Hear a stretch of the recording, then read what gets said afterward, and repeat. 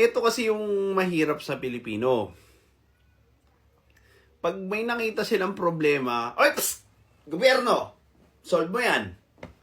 Ngayon na. Tapos ganito yung gusto ko yung ganito, yung pang premium, yung service. Okay? Ganyan. Tapos dapat maunlad yan lugar na yan, ha? Oh.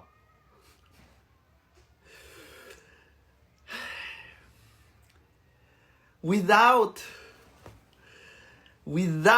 even thinking kung feasible man lang ba in the first place yung gusto nila. We are so freaking entitled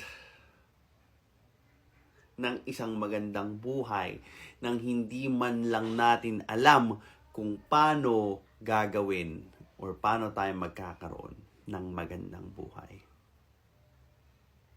Dahil may isang entity na dapat nangangasiwa doon sa ganong klaseng aspeto, dapat kung ano yung gusto kong mangyari doon, masunod ako. Parang ganito, oy, psst, doktor, halika dito, doktor. Dahil babayaran kita ng fee na pagkamahal-mahal, dapat ganito yung gusto kong mangyari, ha? Ito yung resulta. Plus 50 years sa buhay ng lola ko.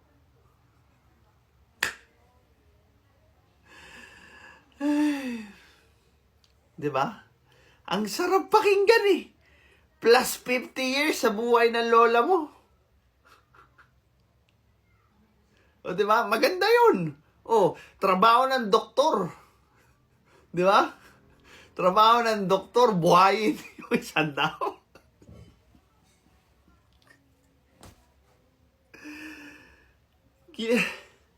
Yung mga Pilipino, ginagawang genie yung gobyerno. Ito na naman, strawman na naman. Pinagtatanggol mo yung corrupt na, no, I am not.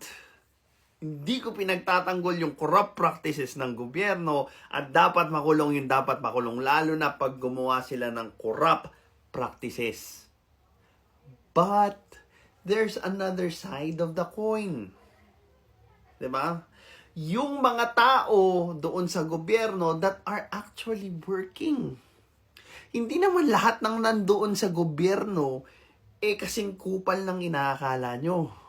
There are a lot who are trying their best with what they can, with what they have, to actually do yung role nila sa lipunan natin. Tapos, eto kayo ngayon, makapag-utos, kala mo naman, tagapagmana ng Pilipinas. Ginawa kayong entitled ng mga politikong sinusuportahan nyo. Kasi nga, di ba, para sa inyo, kayo ang boss, or para sa amin, kayo ang boss. O, di ba?